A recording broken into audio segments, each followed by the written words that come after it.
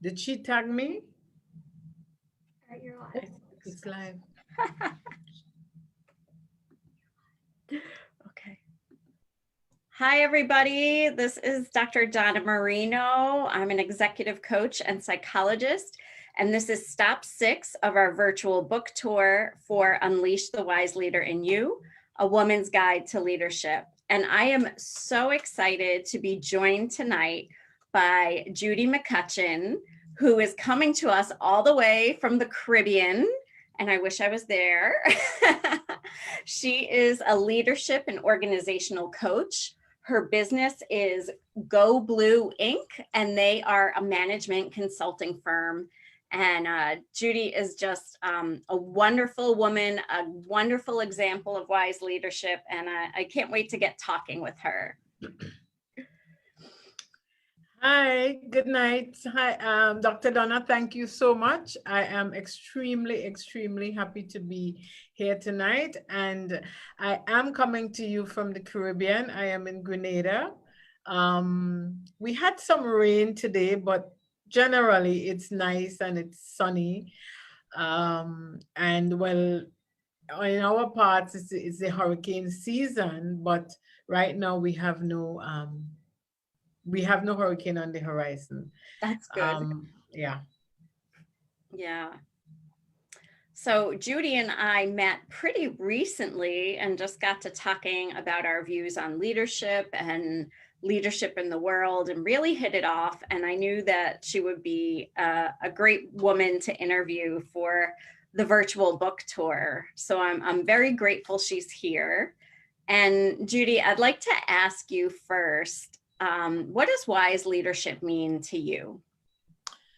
For me, wise leadership means leading with empathy, leading with compassion.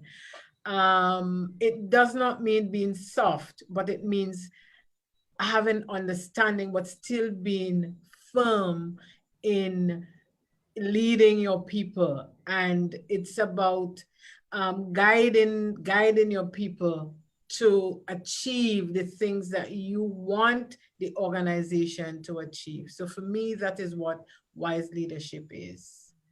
Yeah, it's reminding me of the chapter on Find Your Voice. And one of the ways my voice was described when I was in management was kind but firm.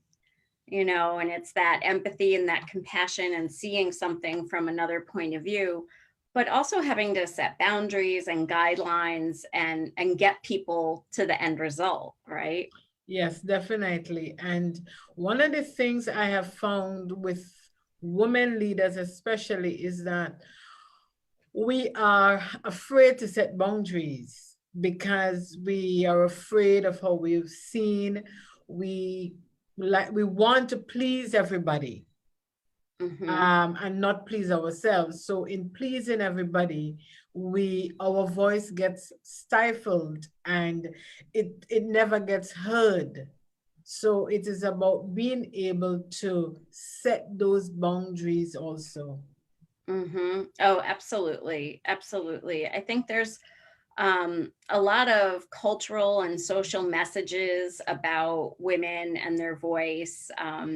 It's, even for children, right? It's better to be seen than to be heard. And I know. Yes. Little girls should be seen and not heard. If you're too loud, it means that you're too aggressive. If you're too soft, it means something else. And culturally also that there are these gender roles that we have, this is how a girl should behave. This is how a boy should behave. These are the job for boys. These are the job for girls. So what has happened traditionally is that we have been boxed into corners. So traditionally, the man is always the executive, the CEO, all of that. And women, if you look in organizations, the biggest the middle management, which is the biggest part of management, 95% females. Wow. Yeah. Wow. Yeah. Yeah. That's a big number. And then you go up to executive and it's very small. I think it's 4% or less. Yeah, I'm not exactly sure of I the think it's about, I was reading, I think it's Harvard Business Review, and I think it was just like about 5% in the suite. And funny enough, I was looking to find a female executive right here where I am, not an executive, but a CEO. And it was really it was difficult for me to find a female CEO. Yeah, yeah. What do you think are some of the obstacles that women face when they move into leadership or want to move into leadership that may stand in their way and make them hold back? Well, one thing for sure is that voice in the head. You know, it's that self-sabotage that we tend to do. Again, because we're thinking we need to please this person and we need to please these others over here. And we don't, if we're the only female in the boardroom, we don't want to displease everybody else. And I think it's worse when we move up the rank. If we come from outside and come in, we operate a little bit different than when we on the inside, because it's almost always as if we have to prove something. But really and truly, we always have to prove that we can do it twice as better as our male counterparts to be able to even consider it seriously. Yeah, yeah, I think that's true. And then in addition, you know, the research shows that women are still juggling a lot more outside of work, you know, in the home. And then they're trying to prove themselves at work, and it can get hard, and sometimes women give up. I recently saw something from the Lean In organization, Sharon Salzberg's organization, about a lot of women in COVID are considering leaving their careers. You know, the kids are home if you have kids, and they're e-learning, and you know, there's just a lot of conflicting needs, which I think can be really challenging, especially for women or stay-at-home dads, you know. Yeah, the thing is though that based on how we are socialized, the thing is we feel guilty if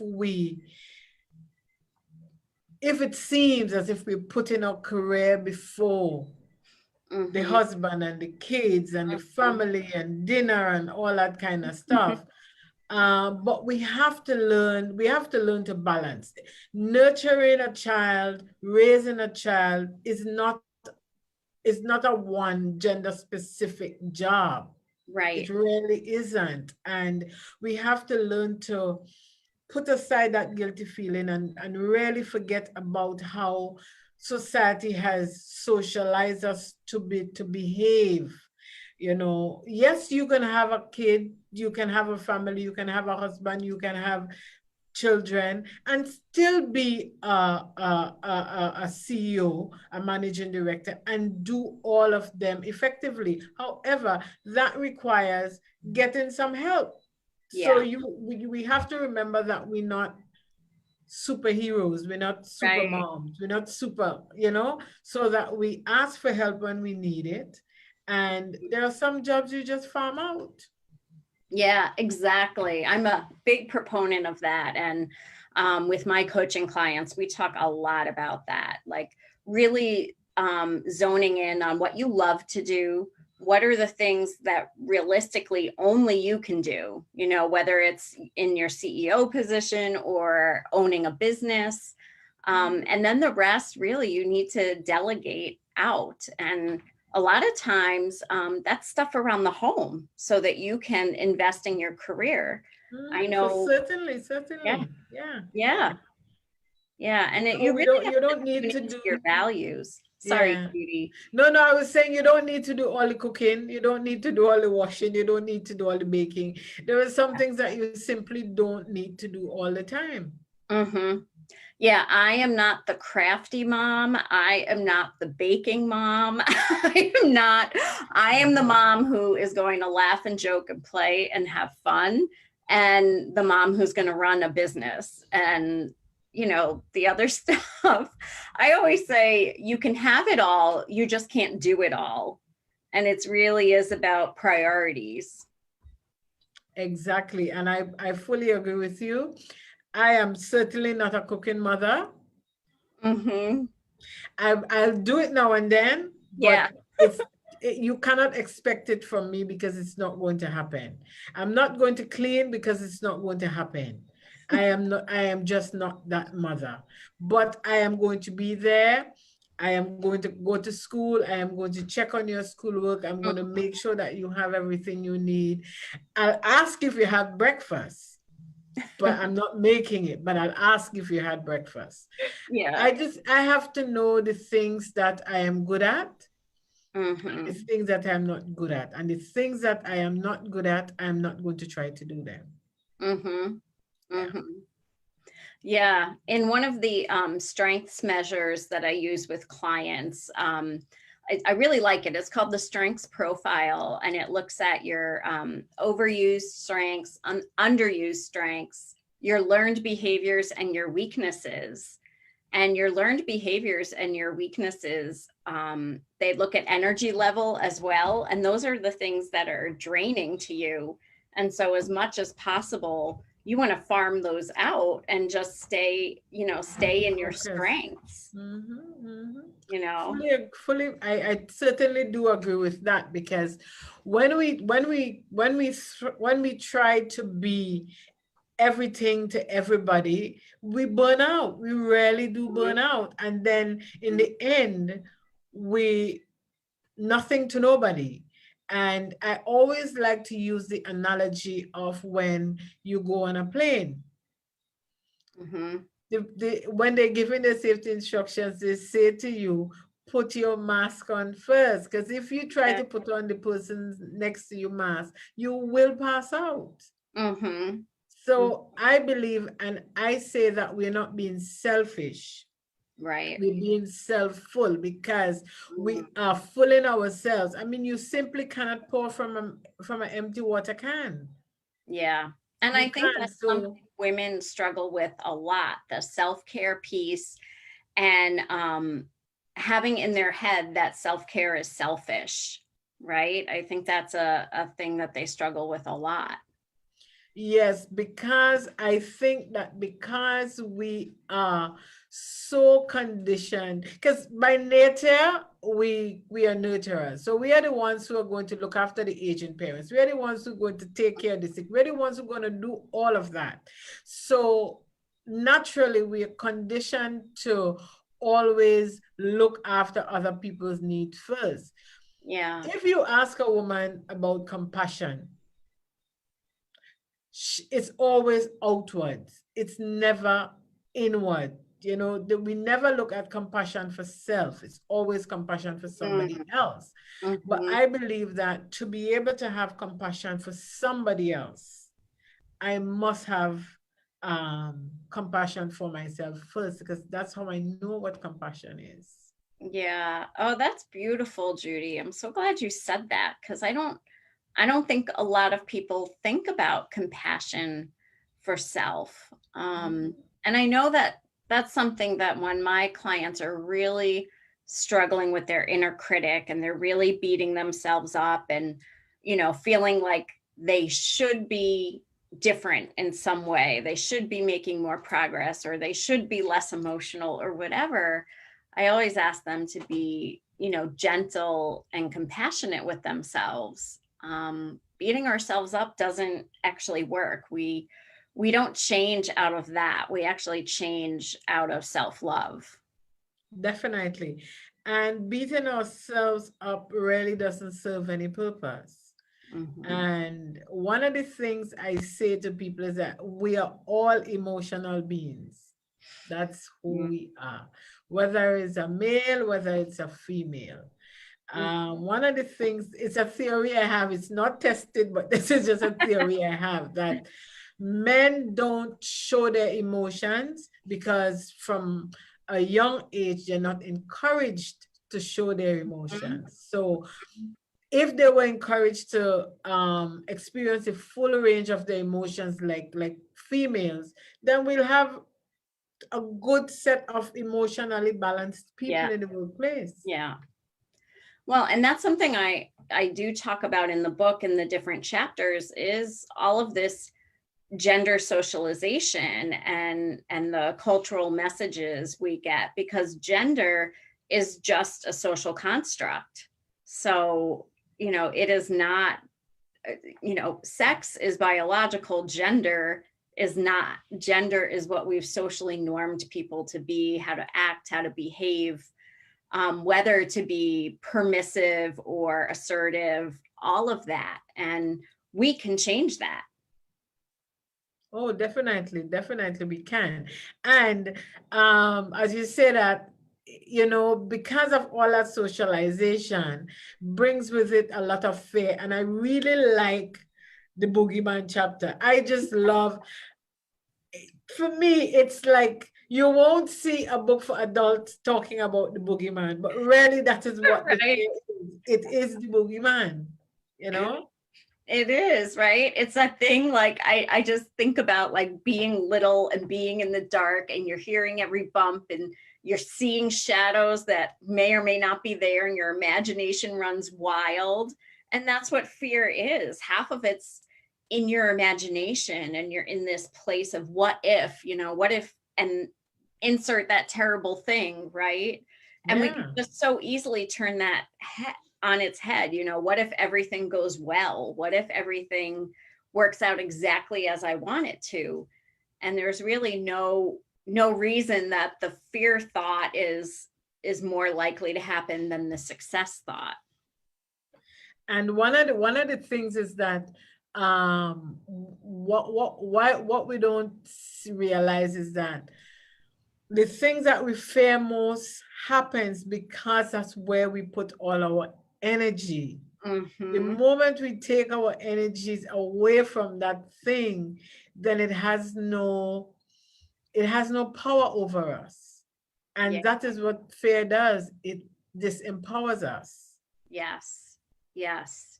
In behavioral psychology, we actually say what you put your attention on grows.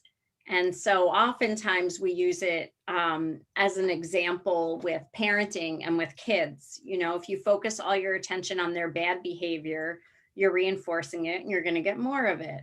If you focus Hey, on that their is good that is behavior, right? that is so true. That is so Yeah. true. Yeah. And then you can flip that around to the workplace as well.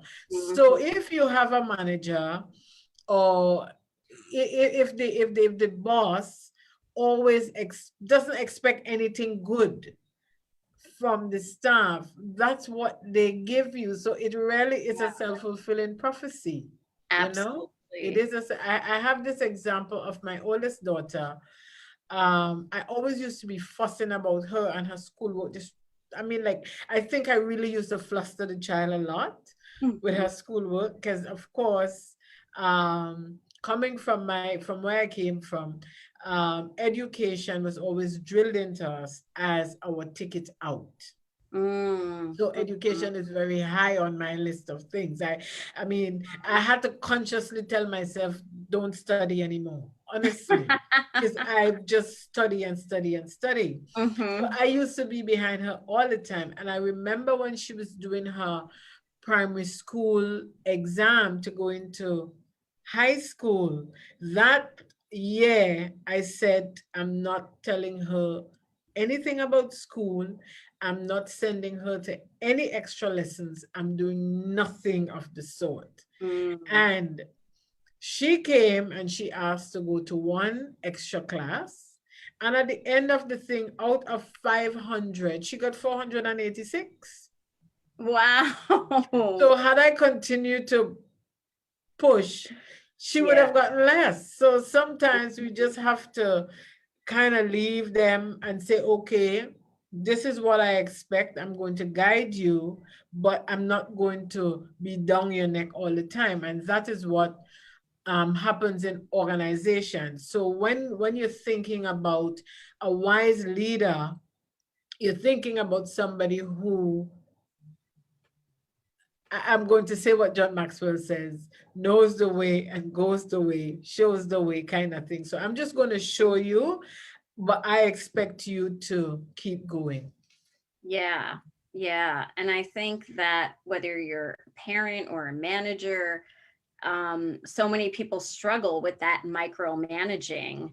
And the natural reaction to that is to rebel.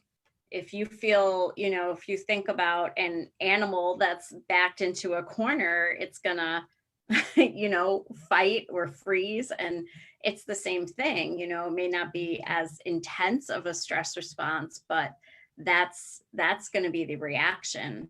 And but it could be just just as intense as a reaction, because you could actually make the person's shut down. Oh, sure. Yeah, you can make them shut down. I remember when I my last, and I like to say it's my last paying job, because it's my last job before I opened my consultancy. And when I got there, nobody made a decision. The simplest of decision, they came to me. And after a while, I thought, what is this? So I remember one day this girl came into the office and she said, Miss Mark, and she told me what the issue was. And then I said to her, okay, so what will you do? And she had the correct answer. She knew exactly what had to be done. So then I'm saying to them, okay, guys, you can do it. But one of the things that we don't do as leaders is that we don't allow our people to make mistakes. Yeah, that's really powerful. I think that is so true.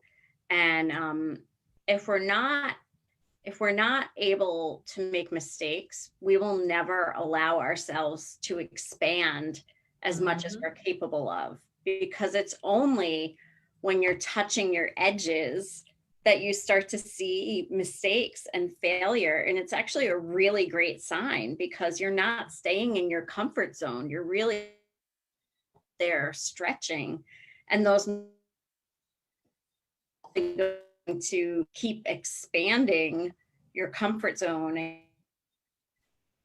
And that in reality we should be celebrating, not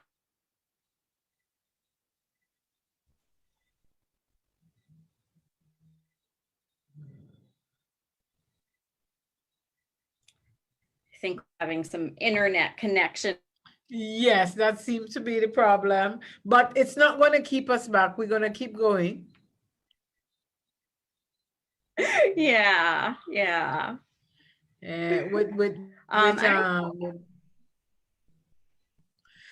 With everybody on now and all this thing, the bandwidth is just ridiculous.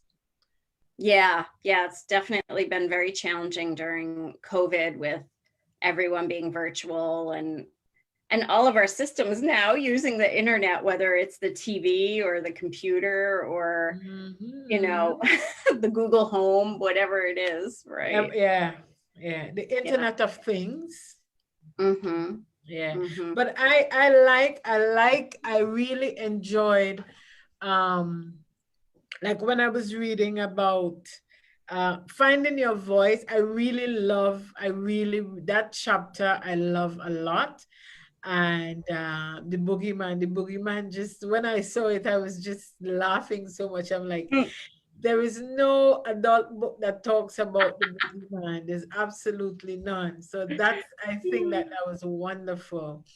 But the finding your voice chapter, I think for women leaders, I think that is a very, very important chapter, because it really tells us, and I like how you give action points. I really love how you give action points. So you're not only saying, okay, this is what is happening with us, but you're also saying this is what is happening. But if you do these things, it's going to help you. So I really like that about the book, the action steps. Action steps. But that chapter, I think, is really important for women leaders to read, really, really read it, and read it again and read it again and read it again, because a lot of times what happens to us in organizations is that we have no voice. Mm-hmm. We have no voice, and that is what keeps us back. Mm-hmm. Yeah. And, to really get the most out of the book, the exercises are so important, because a lot of people take in knowledge and then they say things like, well, I know better. I know I should be doing this. But they don't have the tool set to get from knowing to living it. Mm-hmm. And that's what I really wanted the book to be, the workbook, all the additional pieces that I created with it, the card deck and the audios. It's all really to move it from a place of knowing in your head to really like owning it in your body and living it out in the world. And I think that that is absolutely fantastic, because when you read a lot of these, because there's no shortage of self-help books, there really isn't. Right. But Right. there is none, they don't come with all those different tools. Like, you may get one of the tool, but you don't get the entire set of tools. And that, I think, is really, I think that's where you kind of up the game, raise the roof, raise the bar kind of thing. I love it. Yeah, because what you have done is that you have given us not only a book, but we have a workbook, we have the cards, there's the audio, and I think that that's absolutely brilliant. Well, thank you so much, Judy. I really appreciate that. Certainly a lot of thought went into it. And, as, I used to be a therapist, then I've moved into coaching. Get stuck and hung up, knowing that there's a better way, that working at level, just learning it and knowing it in your brain is just that first awareness. And then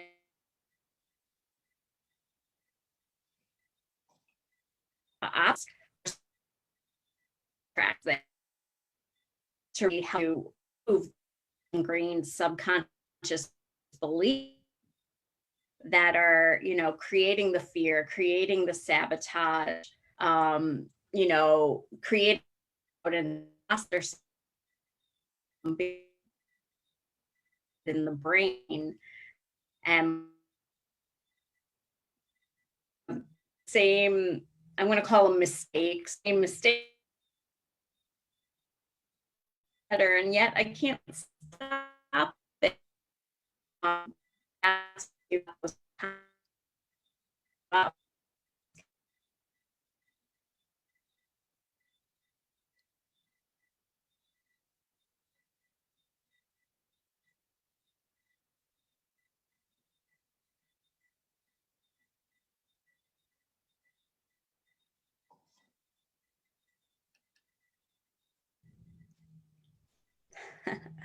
There you are. Hello, we got disconnected there for a bit because of the internet issues. So apologize for that. It's just really unstable right now for some reason. Yeah, it is. I think it is the fact that it's this hour and everybody's home, everybody's on, but we will just keep riding through and keep going. That will not, in the Caribbean we say rain can't stop the reggae jam. Oh, I love it. So this is not going to stop us. We're just going to keep going. Yeah. Well, thank you so much for your patience, Judy. I really appreciate it. And it's such a wonderful conversation that I hope that it will catch everything we said, but I have faith that people will hear what they need to tonight. Yes, definitely. I certainly believe that. So what they didn't hear, it simply means that they were not meant to hear it. So right. We just kind of let that be and move on. But yeah, yeah, you were talking before you went off, you were talking about your work as a coach. Mm-hmm. Mm-hmm. But yeah, I didn't catch a lot of that. Okay. I was talking about that for part 2 of the book. There are 5 hypnosis tracks on the album, and that's because part 2 of the book is all the obstacles, the fear, the imposter syndrome, the sabotage, status quo, all those issues. And hypnosis really helps us tap into those subconscious beliefs that are sabotaging us, the beliefs that we picked up when we were real little and got implanted there. And even though, our frontal lobe is saying, no, we believe this now, that primal brain is like, no, we don't. Exactly. So that's one of the reasons why repeating mantras alone doesn't work, because your brain sees it as a lie. I mean, Exactly. I am a millionaire, I'm a millionaire. Your brain is telling you like, no, you're not, kind of thing. Yeah. Yeah. So many people don't know that. It's really surprising that if you pick an affirmation that your brain can't believe, you can say it till you're blue in the face, and it's not going to shift anything. And so you have to really start small and pick something, that might be very general, or you might say, sometimes I'm, Yeah, just reframe, I guess, reframe it till your brain can actually see, well, oh yes, this is true, this is happening, and right. yeah. And as you accept that first thought, after a while, you can reframe again. And it's like going up a ladder, right? And it's like you can't stand at the bottom of the ladder and expect yourself to jump to the top, right? That's right. You would never expect that. And that's what people do often with affirmations. And if you want to get them to work, you have to really go one rung at a time till you get there. Yeah. No. But I want to ask you, I know that this is your interview, but I want to ask you a question, because you say hypnosis, and I know that for a lot of people, not only in the Caribbean, but a lot of people have this misconception about what hypnosis is. So I don't know if you want to just... Oh yeah, I'm glad you asked that question, because yes, people think you're going to make me do something I don't want to do. You're going to make me cluck like a chicken. What if, like in Office Space, what if I never come out of the of the trance? What if I and honestly, hypnosis is really not much different than a guided meditation. Sometimes there can be scripts to them that you say, but really it's just a deep sense of relaxation. It's very similar to a guided meditation. You could potentially do hypnosis without even knowing that you're doing it and think that it's just that guided meditation. And it's really like you would never do anything in hypnosis that you wouldn't do in real life, and you can't get stuck in it. And it's usually a very pleasant experience for people, and they feel really relaxed and refreshed afterwards. So, well, I know I'm going to be coming on where are you, on the West Coast? I'm in the Midwest. Well, I'm going to come in the Midwest and get my session. That would be fantastic. It would actually be better if I went to the Caribbean, though. Oh, yes. That's what we have to do. So when we're going to do this, when we can have in-person conversations again, and we have the conference, because what I promised one of the speakers, because she was like Monique was supposed to be coming to Grenada for the conference, like actually be here.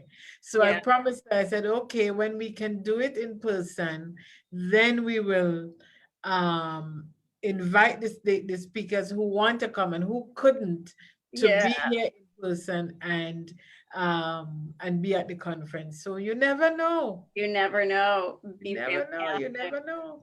Yeah. Judy, can you tell us more about the conference? All right. So the conference, this is our second leadership conference. Last year, we had the first one. So at the end of 2018, I had this great idea that, you know what, we should do a leadership conference using primarily Caribbean CEOs and managing directors to as facilitators, because of course we can relate to their experiences, and they're doing great things and we can learn from them. So when they talk to us, it's the same language. So when you say something, I understand where you're coming from, right? So the idea was that we will use those people to help build our leadership capacity in the Caribbean, because as much as we do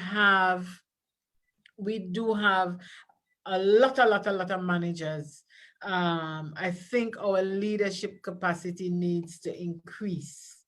And we can do that by, like I said, using our own people who are doing great things, because we do have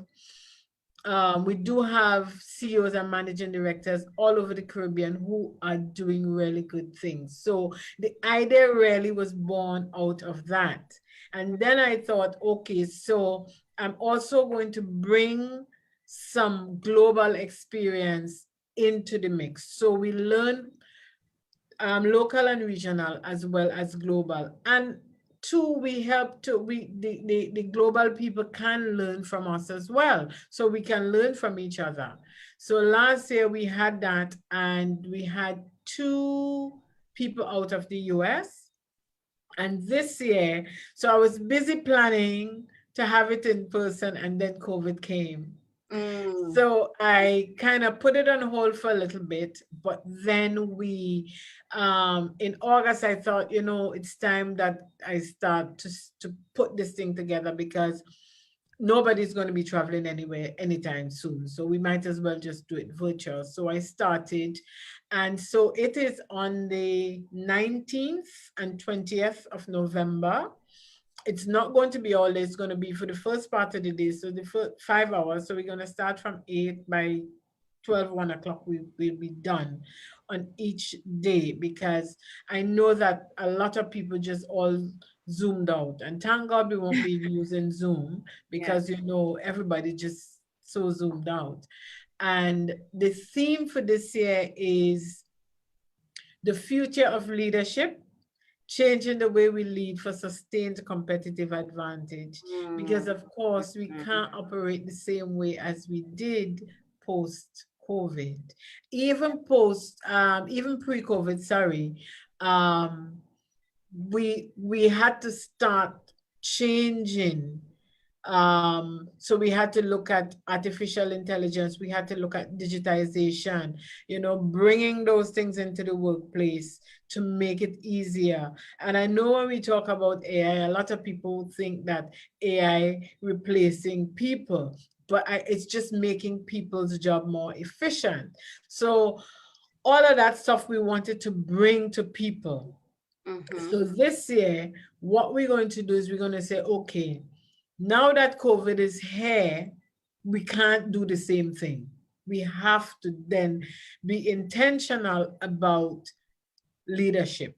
It has to be intentional. So some of the topics that we'll be looking at, and I'm pleased to say that Dr. Donna is one of our speakers. I was so happy when she agreed. And her topic is the fundamentals of a great organizational culture, and which falls right into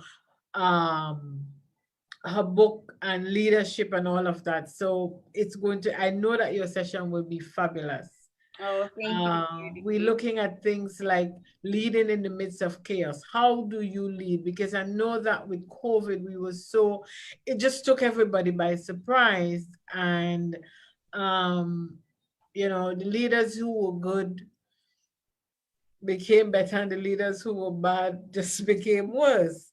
So Yeah, we have to yeah. figure out how we do that. So the topics are all geared towards that. And we do have some fabulous speakers. So we have you, Dr. Donna. We have Monique Russell. We have our university in the Caribbean, and I really like to boast about our university because I'm a product of that university. The University of the West Indies, it is in the top 5% of universities globally. So That's we are up amazing. there just with the best of them. So we will be having the Vice Chancellor, Sir Hilary Beckles. He is our speaker, and he's going to be talking on the theme of the conference. That's great. That's great.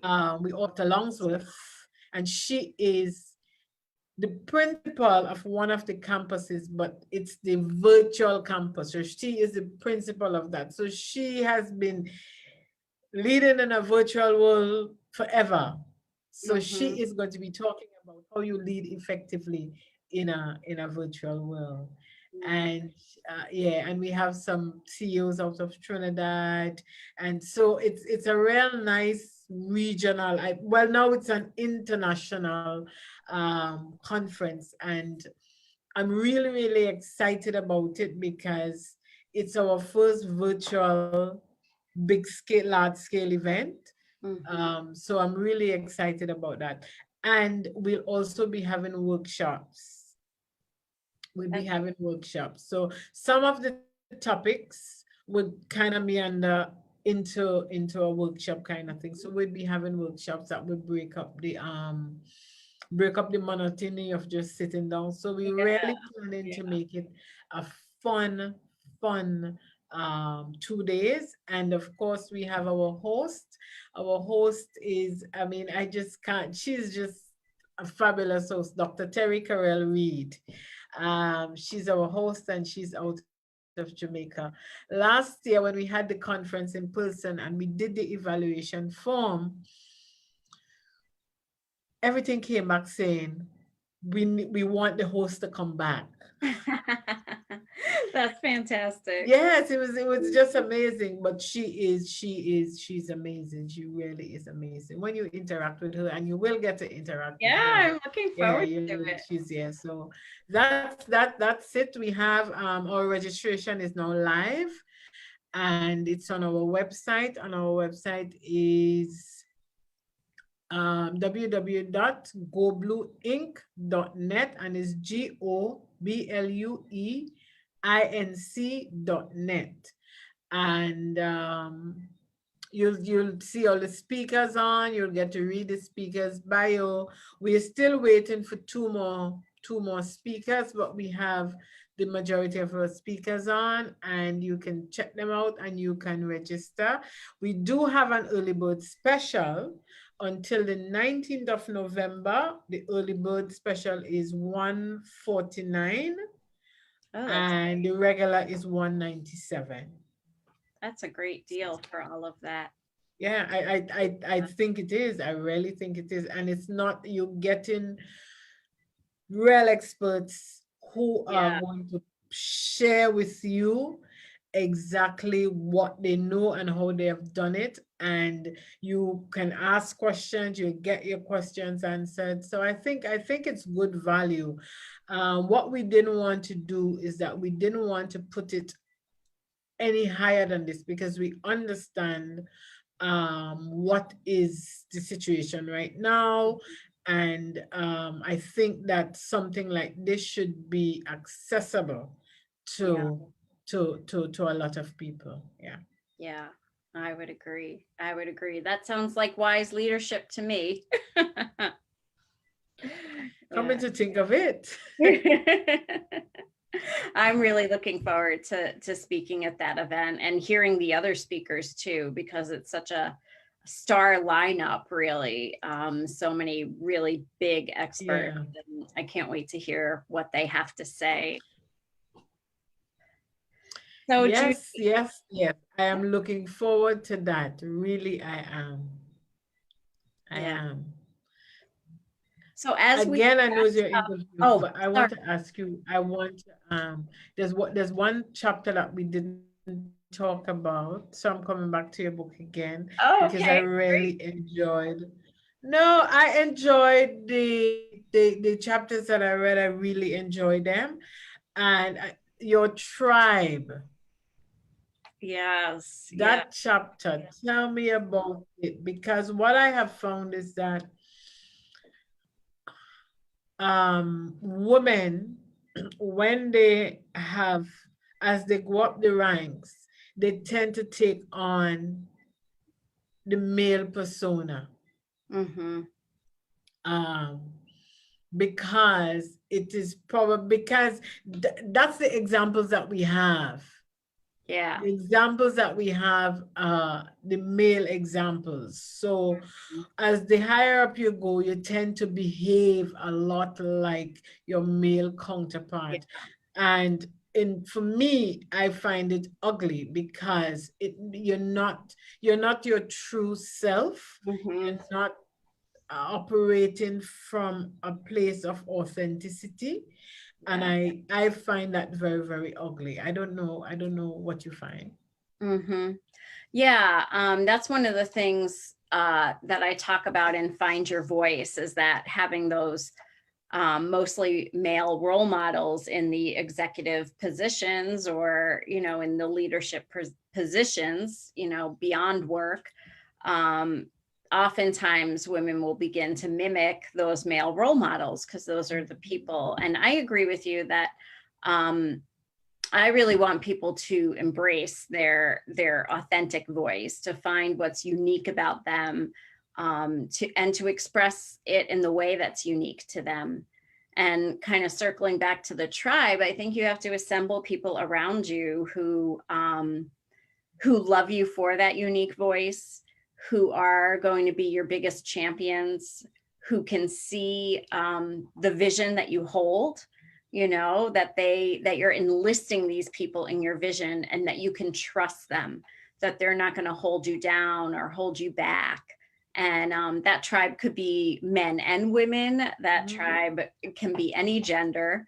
And it's just about the people who are going to help you rise, and are not going to be pulling on your coattails, pulling you down. Yeah.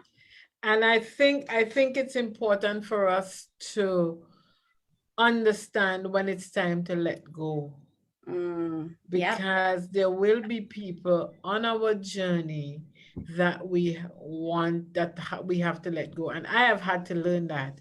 And you find all these excuses to hold on to them, right? You find all the excuses to Yeah. hold on to them because you think, oh, that person have been there, that person has been there, they've been there. However, on your new journey, maybe they don't see your vision, maybe they don't understand it. So maybe it's not a deliberate sabotage. It's just that they're not at that level yet to identify with where you want to go. So we have to get to that point. And I know that I've had to get to that point where I've had to, and it's a battle. It really is a Yeah. battle Yeah. inside that you think, am I making the right decision? Am I doing this? Am I doing that? And then, the self-doubt comes up. Mhm. And then you put it off for a little while longer, and you put it off for a little while longer. And it doesn't do you any good. So we have to learn, as part of cultivating our tribe, we really have to be honest and really look at it and make a tough decision, which really is what a wise leader would do. Right. Right. And it is hard. You have to kind of think about it. I know this might sound harsh, but you have to think about it as pruning, right? And if you have a bush, or, you prune it so that it can have more life, but you have to take off the parts that aren't helping and that are hindering the plant from growing. And we kind of have to do that with our lives as we up level. And, definitely it happens with people, and it can be sad and it can be difficult. But I think relationships come and go through our life because they serve a purpose. And sometimes we've learned the lessons that we were meant to through that relationship, and it is time to move on. Yes, for sure. And I'm going to say something that Medea said. People come into your life for a reason, a season, and a lifetime. And sometimes we take the season and try to make it a lifetime. It's true. It's true. Yeah. So definitely, I could definitely identify with that. So we really have to know when it's time to let go. Yeah, definitely. Judy, I appreciate you being here so much tonight.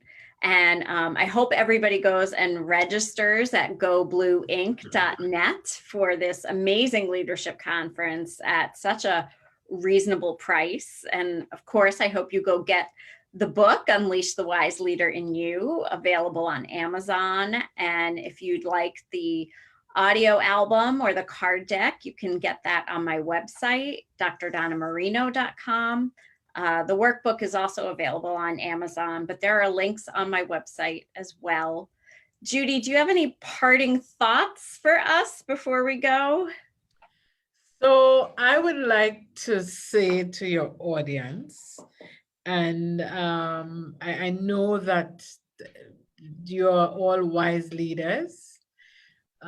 So I want to encourage you to go out and get a copy of Dr. Donna's book, because I'm telling you, I've had the pre-look, and it's a fabulous book. I'll tell you. My two favorite chapters are Finding Your Voice and The Boogeyman. Those are my two favorite chapters in the book. And as you read the last chapter, Your Tribe,